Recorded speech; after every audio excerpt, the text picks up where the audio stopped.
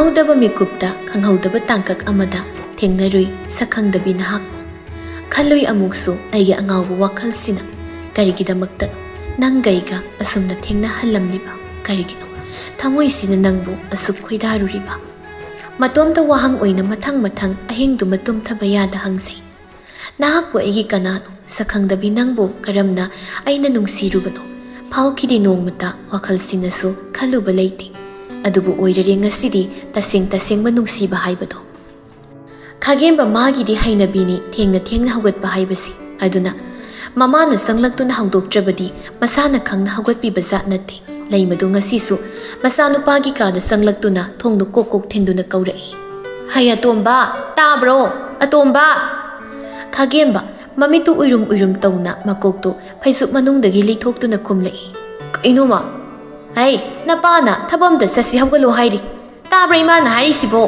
ꯅꯄꯥꯅꯅꯦ ꯃꯄꯥꯟꯗ ꯉꯥꯏꯗꯅ ꯂꯩꯔꯦ ꯑꯁ ꯑꯩꯈꯣꯏ ꯇꯥꯃꯣꯗꯤ ꯅꯌꯥꯝꯕ ꯌꯥꯔꯣꯏ ꯁꯠ ꯀꯨꯝꯂꯛꯎ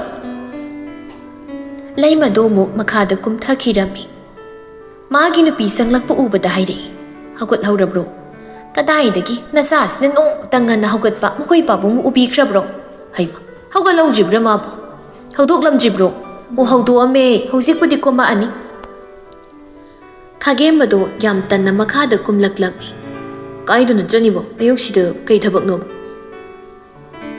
ꯇꯨ ꯑꯁꯤꯁꯦ ꯑꯃꯨꯛꯇ ꯑꯩꯈꯣꯏꯅ ꯊꯤꯟꯗꯕ ꯌꯥꯔꯣꯏ ꯆꯠꯂꯣ ꯒꯥꯔꯤ ꯊꯧꯗꯣꯛꯎ ꯒꯥꯔꯤꯒ ꯁꯣꯗ ꯌꯥꯍꯧꯔꯕꯅꯤ ꯈꯥꯒꯦꯝꯕ ꯃꯈꯥ ꯇꯥꯗꯦ ꯄ꯭ꯔꯞ ꯃꯈꯥꯗ ꯀꯨꯝꯊꯈꯤꯗꯨꯅ ꯒꯥꯔꯤ ꯈꯥꯝꯗꯨꯅ ꯂꯩꯔꯤꯕꯗꯣꯝꯗ ꯆꯪꯁꯤꯟꯈꯤ ꯑꯗꯨꯒ ꯒꯥꯔꯤꯗꯨ ꯊꯧꯗꯣꯛꯇꯨꯅ ꯃꯄꯥꯏꯕꯨꯡꯉꯣ ꯔꯇꯟꯒ ꯄꯨꯟꯅ ꯃꯌꯨꯝꯗꯒꯤ ꯊꯣꯛꯈꯤꯔꯝꯃꯤ ꯂꯩꯃꯗꯨ ꯃꯃꯥꯏ ꯂꯩꯁꯤꯜꯂꯛꯇꯨꯅ ꯃꯌꯨꯝꯗ ꯆꯪꯂꯛꯄꯅꯤ ꯄꯥꯝꯍꯩꯕꯗꯨ ꯃꯥꯒꯤ ꯀꯥꯗꯒꯤ ꯊꯣꯛꯂꯛꯄꯗꯨ ꯎꯕꯗ ꯍꯪꯂꯛꯏ ꯑꯆꯧꯕ ꯊꯕꯛ ꯆꯠꯀꯗꯕ ꯅꯠꯇ꯭ꯔꯥ ꯍꯣꯏꯃ ꯉꯥꯏꯈꯣ ꯊꯕꯛꯀ ꯂꯥꯏꯔꯤ ꯁꯤꯗ ꯐꯝ ꯏꯃꯥꯒ ꯋꯥꯔꯤ ꯑꯝꯇ ꯁꯥꯁꯤ ꯑꯩꯈꯣꯏ ꯃꯥꯒꯤ ꯋꯥꯔꯤꯁꯤꯗꯤ ꯅꯨꯃꯤꯠ ꯈꯨꯗꯤꯡꯒꯤ ꯋꯥꯔꯤ ꯂꯩꯕ꯭ꯔꯥ ꯈꯪꯗꯦ ꯀꯩ ꯋꯥꯔꯤꯅꯣ ꯍꯟꯗꯛꯅꯕꯨ ꯊꯥꯔꯤꯕ ꯁꯣꯐꯥꯗꯨꯗ ꯐꯝꯃꯤ ꯉꯔꯥꯡꯗꯤ ꯊꯦꯡꯕꯒ ꯀꯩꯒ ꯀꯔꯤꯁꯨ ꯍꯪꯕ ꯅꯪꯍꯧꯗ꯭ꯔꯦ ꯅꯨꯄꯤ ꯃꯆꯥꯗꯨꯒ ꯎꯅꯔꯨꯕꯗꯨꯕꯨ ꯀꯔꯤ ꯄꯥꯎ ꯂꯩꯒꯦ ꯍꯪꯂꯛꯀꯅꯤ ꯈꯪꯂꯕꯅꯤ ꯄꯥꯝꯍꯩꯕ ꯃꯥꯅꯁꯨ ꯑꯁꯤꯒꯤ ꯋꯥꯍꯪꯁꯤ ꯈꯨꯝꯂꯛꯏ ꯇꯞꯅ ꯈꯪꯗꯦꯗ ꯍꯩꯃ ꯀꯔꯤꯅꯣ ꯈꯪꯗꯦ ꯍꯥꯏꯔꯤꯁꯤꯕꯣ ꯒ꯭ꯌꯥꯟ ꯇꯥꯗꯦ ꯃꯩ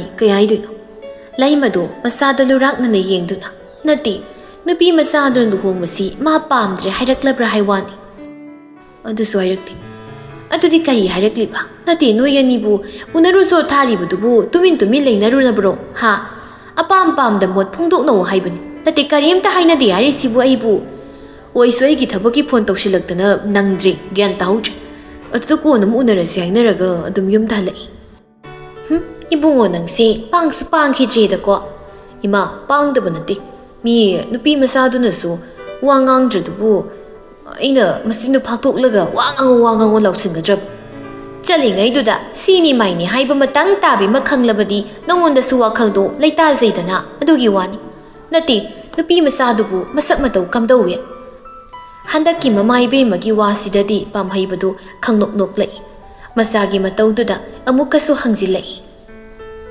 ꯀꯔꯤꯅꯣ ꯃꯁꯛ ꯃꯇꯧ ꯃꯤ ꯀꯔꯝꯍꯥꯏꯅ ꯇꯧꯒꯦꯕ ꯃꯁꯛꯄꯨꯗꯤ ꯑꯗꯨꯝ ꯐꯖꯩ ꯑꯩꯅ ꯈꯟꯕꯗ ꯏꯃꯥ ꯃꯤꯁꯨ ꯑꯗꯨم ꯐꯕ ꯃꯥꯜꯂꯤ ꯃꯥꯒꯤ ꯃꯑꯣꯡꯗꯨꯗ ꯃꯥꯟꯕ ꯈꯛꯅꯤ ꯑꯗꯣ ꯐꯕ ꯐꯠꯇꯕꯗꯤ ꯂꯣꯏꯅꯗ꯭ꯔꯤꯕꯅꯤꯅ ꯈꯪꯗꯦꯗ ꯑꯩꯅ ꯍꯥꯏꯗ꯭ꯔꯣ ꯅꯨꯄꯤꯗꯣ ꯃꯁꯛ ꯐꯖꯕꯅꯤ ꯍꯥꯏꯗꯅ ꯅꯪꯅ ꯊꯥꯖꯈꯤꯗꯕꯗꯣ ꯍꯧꯖꯤꯛꯇꯤ ꯅꯃꯤꯠꯃꯛꯅ ꯎꯔꯕꯅꯤꯅ ꯊꯥꯖꯔꯝꯂꯅꯤꯅꯦ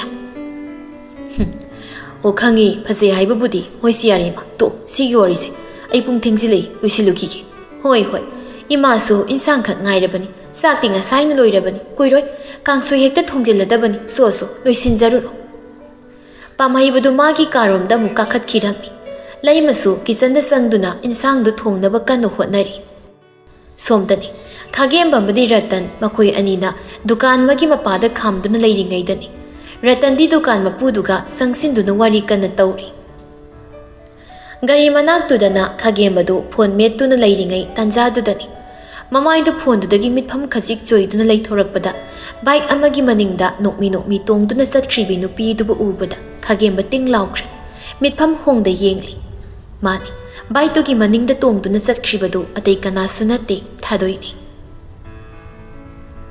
ꯂꯣꯏꯔꯦ ꯆꯠꯂꯁꯤ ꯂꯥꯎ ꯔꯇꯟꯅ ꯍꯥꯏꯔꯛꯄꯅꯤ Khagemba garida kakhatuna garidu thauba hawi. Mayum yauраklabada magi kada sangduna mapi thuna hongduna makhada prep kumlai. Atomba chak thirabani. Imai khara thure hore halaklaga oina sarake. Hai khara sa khoni nangbo.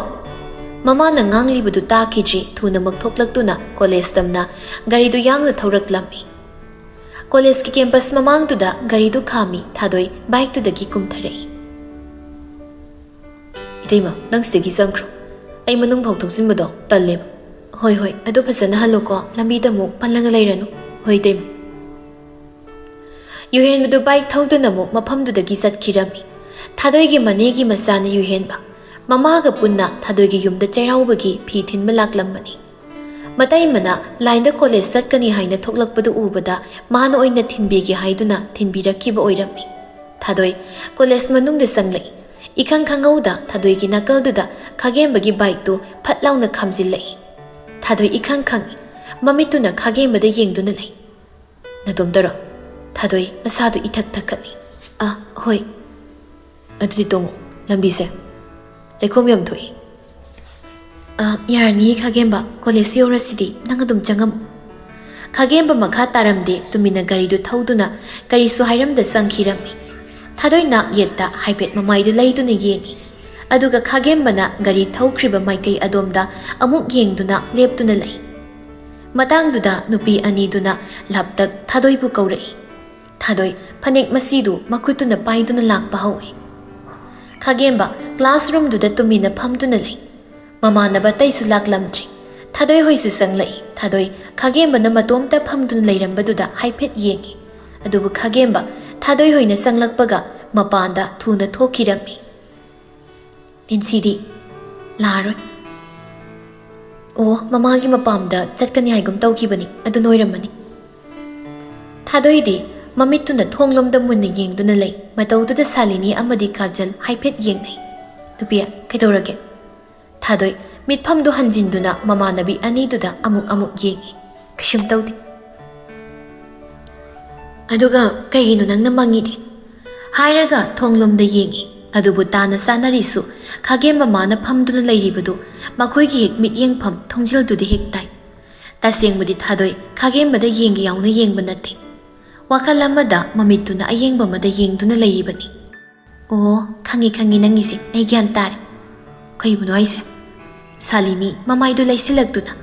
Yare bema lodana ga sudori. Nagul khangjai. Thadoi ingak ngakna. Kaino noi hai mayam dubo ai kaidorake. Hoi khoina khangludabani nangi mit yengi artha hausikti ai khoi gyan tare tu ada leiri. Makhutu thinduna tai Salini na khut thilibadu Khagemba-na phamduna leiriba domdani. Chathoda swaida kaidi wano noina mukosi leisina. Yari bema ngasidi nangsu masu mawoma tawi hainari sidi noyani gise manungdu wama leinaba male. Noina babdo ayongna khali noina khali dudi totally different. Ho haurakpagidi tu ngangtani kona tapna you are my everything right person tawraktoiba. Noise asama thingang si kaigino isam samna khalamane noina ne phaireng tureng khalalak tawre wakhalsi. Phaibanati chumini nangna khaliro. Haina kaunabada phauba hangoigadaba thabakto noina silakanu ko ayam haina deba. Thabak khuding tawraga hainarak tawni ahanbadati kanasu hainai kauba haidabani bema mai thabiya. Ani do on sinnaduna noi thadoidi makhutna makokta paiduna nalaga lei. Khagemba-na phamduna leiriba maphamduda mamanaba singsu mari sangsilaklammi. Class da su leiramde nangna se kaidoriba. Khagemba tumin lei magi na yetta mamanaba singdu phamthari remsan Khagemba-gi lingsumda makutu thangatuna. Jaka pukthalakdrabro pairaga suktoklaga leiramisibo. Khagemba mamangda leiriba nungdu khunduna mamangda leiriba dustbin-duda pop thai. Kada kana lehoge. Khagemba-na hanglakpani. Mi loi lehowi kaino. Oh, lao pung tara tare. Minute tara khakta ngairi changasi. Aidi class yawningdri yumda hankrake. Nangidunu kai wakhalon. Kishum tawdi. Kaino nupa nangna khalise hairongni. Kaino ba nangna khaliba nungaidribadu. Ekoidasu haiba yai kaino. Khagemba remsanda yenglai. Ngasai na papunga bazar da leiringaida thadoido nupa amaga bike satki. ꯇꯁ ꯀꯝꯗꯧꯏ ꯅꯨꯡꯉꯥꯏꯔꯦ ꯂꯤꯌꯣꯅ ꯍꯥꯏꯔꯛꯄꯅꯤ ꯊꯧꯖꯥꯜ ꯃꯃꯤꯠꯇꯨ ꯄꯩꯅ ꯌꯦꯡꯂꯒ ꯍꯩ ꯉꯥꯏꯈꯣ ꯅꯪꯅ ꯃꯔꯣꯜ ꯑꯃ ꯑꯩꯅꯗꯤ ꯅꯍꯥꯟ ꯍꯥꯏꯕꯤꯗ꯭ꯔꯣ ꯃꯁꯥꯗ ꯗꯥꯏꯔꯦꯛ ꯍꯥꯏꯌꯣ ꯑꯅꯤꯔꯛ ꯍꯥꯏꯕ ꯌꯥꯔꯛꯇ꯭ꯔꯁꯨ ꯃꯍꯨꯠꯅꯤ ꯑꯍꯨꯝꯂꯛ ꯁꯨꯕꯗꯗꯤ ꯁꯣꯏꯗꯅ ꯌꯥꯔꯛꯀꯅꯤ ꯍꯥꯏꯗꯅ ꯃꯇꯝꯗꯨꯗꯅ ꯇꯨꯃꯤꯟ ꯂꯩꯁꯤꯜꯂꯒ ꯍꯧꯖꯤꯛꯇꯗ ꯆꯤꯟꯇꯥ ꯇꯧꯔꯤ ꯅꯞꯇꯅꯥꯕꯀꯣ ꯑꯁ ꯅꯣꯏꯅ ꯈꯪꯗꯕꯩꯅꯤ ꯄꯪꯉꯥꯡꯗ ꯉꯥꯡꯉꯤ ꯉꯥꯡꯗ ꯉꯥꯡꯕꯤꯔꯒ ꯐꯨꯕꯤꯔꯛꯇ꯭ꯔꯤꯗꯣ ꯌꯥꯝ ꯐꯔꯕꯅꯤ ꯀꯣ ꯔꯦꯝꯁꯟ ꯌꯥꯔꯤꯁꯤ ꯑꯗꯣ ꯍꯧꯖꯤꯛ ꯅꯪ ꯀꯩꯗꯧꯒꯦ ꯈꯜꯂꯤꯕ ꯕꯥꯏꯛꯇ ꯅꯨꯄꯥ ꯑꯃꯒ ꯆꯠꯈꯤ ꯍꯥꯏꯕꯁꯤꯗꯤ ꯆꯨꯝꯃꯤ ꯑꯗꯣ ꯅꯨꯄꯥꯗꯣ ꯃꯥꯒ ꯀꯣꯏꯅꯕ ꯀꯣꯏꯅꯗꯕꯗꯨꯗꯤ ꯅꯪ ꯃꯨꯟꯅ ꯈꯪꯉꯕꯣ ꯅꯨꯄꯥ ꯑꯃꯒ ꯅꯨꯄꯤ ꯑꯃꯒ ꯄꯨꯟꯅ ꯆꯠꯃꯤꯟꯅꯕ ꯍꯥꯏꯕꯁꯤꯕꯨ ꯑꯆꯝꯕ ꯀꯃꯥꯏꯅ ꯑꯣꯏꯗꯣꯏꯅꯣ ꯑꯗꯨꯝ ꯀꯣꯏꯅꯔꯝꯃꯗꯕꯅꯤ ꯉꯁꯥꯏ ꯊꯥꯗꯣꯏꯅ ꯇꯣꯡꯈꯤꯕ ꯒꯥꯔꯤ ꯊꯧꯔꯤꯕ ꯅꯨꯄꯥꯗꯨꯁꯨ ꯊꯥꯗꯣꯏꯒ ꯁꯣꯏꯗꯅ ꯈꯪꯅꯕ ꯑꯣꯏꯔꯝꯒꯅꯤ ꯅꯨꯄꯥꯗꯨꯒꯤ ꯃꯅꯪꯒꯟꯅꯒ ꯊꯥꯔꯒ ꯅꯣꯛ ꯅꯣꯛꯇꯅ ꯆꯠꯈꯤꯕꯅꯤ ꯑꯩꯈꯣꯏꯅ ꯍꯥꯏꯗ꯭ꯔꯣ ꯍꯥꯏꯍꯧꯔꯣꯅ ꯍꯧꯖꯤꯛꯇꯤ ꯅꯪ ꯗꯦꯕꯗꯥ ꯁꯥꯔꯣ ꯃꯈꯣꯏꯅ ꯑꯗꯨꯝꯅ ꯂꯩꯔꯤꯉꯩ ꯃꯈꯣꯏꯒꯤ ꯀ꯭ꯂꯥꯁꯀꯤ ꯇꯤꯆꯔꯗꯨꯅ ꯀꯧꯔꯛꯏ ꯍꯩ ꯄꯨꯡ ꯇꯥꯔꯦ ꯅꯣꯏꯕꯗꯨꯗ ꯑꯗꯨꯝ ꯂꯩꯔꯒꯦ ꯍꯥꯏꯔꯤꯕ꯭ꯔꯣ ꯂꯥꯛꯑꯣ ꯂꯥꯛꯑꯣ ꯑꯣꯖꯥꯅ ꯀꯧꯁꯤꯜꯂꯛꯂꯕꯗꯨꯗꯗꯤ ꯅꯨꯄꯥꯁꯤꯡꯗꯨꯁꯨ ꯃꯔꯤ ꯃꯔꯤ ꯆꯪꯂꯛꯏ ꯅꯨꯄꯥꯁꯤꯡꯗꯨꯅ ꯃꯔꯤ ꯃꯔꯤ ꯆꯪꯂꯛꯄ ꯎꯕꯗ ꯊꯥꯗꯣꯏ ꯈꯥꯒꯦꯝꯕꯗ ꯍꯥꯏꯐꯦꯠ ꯌꯦꯡꯉꯤ ꯈꯥꯒꯦꯝꯕꯁꯨ ꯊꯥꯗꯣꯏꯅ ꯐꯝꯂꯤꯕ ꯕꯦꯟꯁꯇꯨꯗ ꯌꯦꯡꯉꯤ ꯆꯪꯁꯤꯟꯗꯨꯅ ꯃꯅꯤꯡꯂꯣꯝꯗ ꯐꯝꯃꯤ ꯃꯈꯣꯏ ꯅꯨꯄꯥ ꯃꯔꯤꯗꯨ ꯑꯣꯖꯥꯅ ꯀ꯭ꯂꯥꯁꯇꯨ ꯂꯧꯕ ꯂꯣꯏꯈ꯭ꯔꯦ ꯑꯣꯖꯥꯅ ꯂꯥꯏꯔꯤꯛ ꯇꯥꯛꯂꯤꯕꯗꯨ ꯇꯥꯁꯤꯟꯗꯕꯅꯤ ꯃꯅꯤꯡꯒꯤ ꯅꯨꯄꯥ ꯃꯔꯤꯗꯨꯗꯤ ꯋꯥꯔꯤ ꯀꯟꯅ ꯇꯧꯔꯤ ꯈꯥꯒꯦꯝꯕ ꯃꯥꯒꯤ ꯄꯨꯟꯁꯤꯗ ꯊꯃꯣꯏꯅ ꯏꯍꯥꯟ ꯍꯥꯟꯅ ꯄꯥꯝꯖꯈꯤꯕ ꯈꯣꯏꯗꯥꯖꯈꯤꯕ ꯃꯤꯁꯛꯇꯤ ꯊꯥꯗꯣꯏꯅ ꯑꯍꯥꯟꯕꯅꯤ ꯃꯃꯥꯡꯗ ꯅꯨꯄꯤ ꯑꯃꯠꯇꯕꯨ ꯃꯥꯒꯤ ꯊꯃꯣꯏꯅ ꯅꯨꯡꯁꯤꯕ ꯄꯥꯝꯂꯨꯕ ꯂꯩꯇ꯭ꯔꯤ ꯑꯗꯨꯕꯨ ꯇꯦꯜꯂꯕ ꯇꯥꯡꯀꯛ ꯈꯔꯁꯤꯗ ꯊꯥꯗꯣꯏ ꯃꯉꯣꯟꯗ ꯀꯥ ꯍꯦꯟꯅ ꯂꯨꯞꯁꯤꯜꯂꯨꯔꯦ ꯈꯥꯒꯦꯝꯕ ꯂꯩꯔꯤꯕ ꯁ꯭ꯇꯦꯖꯇꯨꯗꯒꯤ ꯃꯅꯤꯡ ꯍꯟꯗꯣꯛꯇꯨꯅ ꯆꯠꯊꯣꯛꯂꯛꯄꯁꯨ ꯃꯥ ꯉꯝꯗ꯭ꯔꯤ ꯃꯔꯛꯇꯨꯗ ꯄꯟꯗꯨꯅ ꯆꯪꯁꯤꯟꯁꯤ ꯀꯗꯥꯏ ꯍꯟꯗꯣꯛꯁꯤ ꯀꯗꯥꯏ ꯆꯃꯝꯅꯕ ꯃꯔꯛ ꯑꯅꯤꯒꯤ ꯂꯪꯗꯥꯏꯗ ꯂꯦꯞꯂꯤ ꯅꯨꯃꯤꯠꯇꯨꯗꯤ ꯃꯥꯒꯤ ꯊꯣꯛꯄ ꯆꯠꯅꯈ꯭ꯔꯦ ꯊꯥꯗꯣꯏꯁꯨ ꯃꯇꯣꯝꯇ ꯂꯥꯛꯄꯅꯤꯅ ꯀꯨꯏꯅ ꯂꯩꯔꯝꯗꯕꯤ ꯑꯗꯨꯃꯛ ꯀꯣꯂꯦꯖꯇꯨꯗꯒꯤ ꯆꯠꯈ꯭ꯔꯦ ꯅꯣꯡꯒ ꯆꯨꯁꯤꯜꯂꯛꯄꯒ ꯅꯨꯄꯥꯁꯤꯡꯗꯨꯁꯨ ꯒꯥꯔꯤꯗꯨ ꯀꯟꯅ ꯊꯧꯗꯨꯅ ꯃꯐꯝꯗꯨꯗꯒꯤ ꯊꯣꯛꯂꯛꯏ ꯆꯠꯈ꯭ꯔꯕ ꯃꯥꯟꯕꯅꯤ ꯆꯠꯄ ꯅꯠꯇꯦ ꯅꯣꯡ ꯀꯟꯅ ꯆꯨꯕꯒꯤ ꯒꯥꯔꯤꯁꯨ ꯂꯟꯕ ꯇꯥꯟꯖꯥꯅꯤ ꯒꯥꯔꯤꯁꯨ ꯀꯟꯅ ꯊꯧꯔꯛꯄꯅ ꯅꯨꯄꯤꯗꯨꯅ ꯂꯦꯞꯇꯨꯅ ꯂꯩꯔꯤꯕ ꯃꯐꯝ ꯑꯗꯨ ꯈꯔ ꯍꯦꯟꯗꯣꯛꯂꯤ ꯑꯗꯨꯕꯨ ꯒꯥꯔꯤꯗꯨ ꯕ꯭ꯔꯦꯛꯇꯨ ꯈꯪꯐꯥ ꯐꯥꯏ ꯑꯗꯨꯕꯨ ꯃꯃꯥꯟꯅꯕꯁꯤꯡꯗꯨꯗꯤ ꯂꯝꯖꯦꯟ ꯇꯥꯟꯅꯗꯨꯅ ꯊꯧꯈ꯭ꯔꯕꯅꯤ ꯃꯃꯥꯡꯗ ꯃꯃꯥꯏꯗꯨ ꯃꯅꯤꯡꯂꯣꯝꯗ ꯍꯥꯏꯐꯦꯠ ꯂꯩꯊꯣꯔꯛꯇꯨꯅ ꯎꯞꯂꯤꯕ ꯍꯦꯜꯃꯦꯠꯇꯨꯒꯤ ꯒ꯭ꯂꯥꯁꯇꯨ ꯐꯠ ꯆꯤꯡꯈꯠꯇꯨꯅ ꯌꯦꯡꯂꯛꯏ ꯑꯗꯨꯒ ꯒꯥꯔꯤꯗꯨ ꯃꯃꯥꯏ ꯂꯩꯁꯤꯡꯗꯨꯅ ꯅꯨꯄꯤꯗꯨꯅ ꯂꯦꯞꯇꯨꯅ ꯂꯩꯔꯤꯕ ꯃꯐꯝ ꯑꯗꯣꯝꯗ ꯊꯧꯖꯤꯜꯂꯛꯏ ꯉꯁꯥꯏꯗꯤ ꯃꯥꯜꯂꯨꯕꯅꯤ ꯑꯗꯨꯕꯨ ꯍꯧꯖꯤꯛꯇꯤ ꯑꯁꯦꯡꯕꯃꯛ ꯑꯣꯏꯔꯝꯂꯦ ꯃꯁꯝ ꯑꯆꯣꯠꯄꯗꯨꯒ ꯃꯐꯤꯗꯨꯁꯨ ꯈꯔꯗꯤ ꯆꯣꯠꯂꯤ ꯄꯤꯛꯅ ꯊꯦꯠꯂꯤꯕ ꯕꯦꯅꯔ ꯃꯄꯥꯗ ꯅꯣꯡ ꯊꯨꯞꯂꯤꯕꯅꯤ ꯇꯧꯔꯤꯕꯗꯨ ꯎꯕꯗ ꯈꯥꯒꯦꯝꯕ ꯊꯥꯗꯣꯏꯗ ꯉꯥꯏꯍꯥꯛ ꯌꯦꯡꯉꯤ ꯑꯗꯨꯕꯨ ꯊꯪꯅꯕ ꯃꯤꯀꯨꯞꯇ ꯆꯪꯁꯤꯜꯂꯛꯏ ꯑꯗꯨꯕꯨ ꯊꯥꯡꯂꯝꯕ ꯈꯣꯡꯊꯥꯡꯗꯨ ꯆꯞ ꯂꯦꯞꯇꯨꯅ ꯃꯨꯟꯅ ꯅꯨꯄꯤꯗꯨꯗ ꯌꯦꯡꯗꯨꯅ ꯂꯩꯈ꯭ꯔꯦ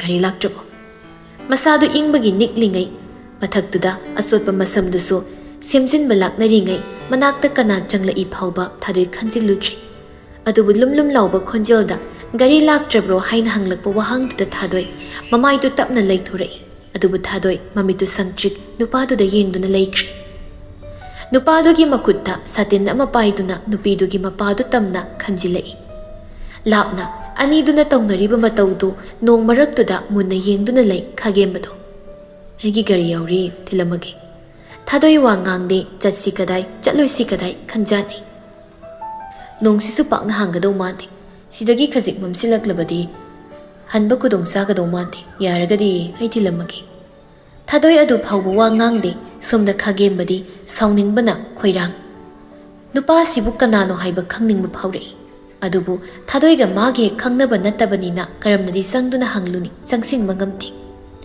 ꯁꯥꯇꯤꯟꯗꯨꯅ ꯃꯃꯥꯏ ꯃꯀꯣꯛꯀꯤ ꯖꯒꯥꯗꯨꯗꯤ ꯈꯨꯝꯈꯤꯕꯅ ꯇꯨꯡ ꯑꯣꯟꯊꯣꯛꯇꯨꯅ ꯂꯦꯞꯂꯤꯕ ꯅꯨꯄꯥꯗꯨꯗꯤ ꯀꯅꯥꯅꯣ ꯍꯥꯏꯕ ꯈꯥꯒꯦꯝꯕ ꯃꯥꯅ ꯎꯒꯦ ꯐꯪꯈꯤꯗ꯭ꯔꯤ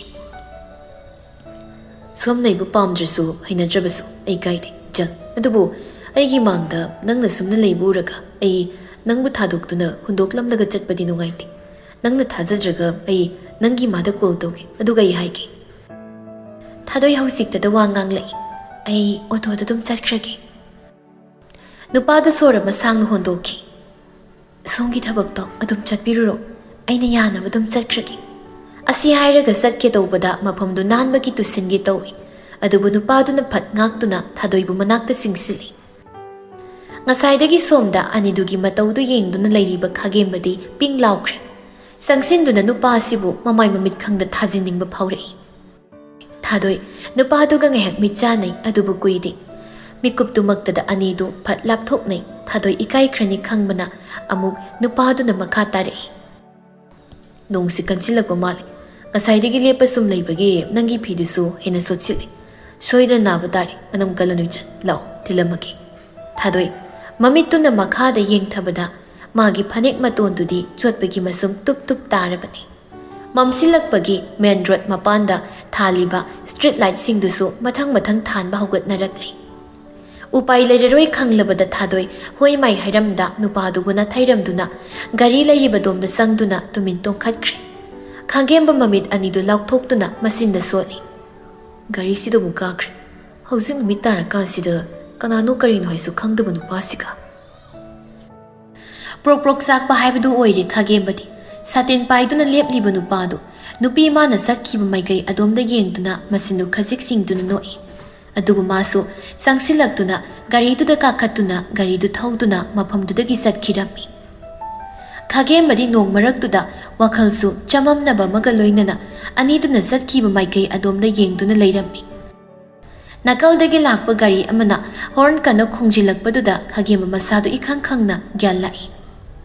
Ay, karino na lambi sidabo. Gari thauriba nupaduna su hek saibirami. Khagemba upay laiti. Helmetu upsinduna garidu mafamdudagi thaudorei.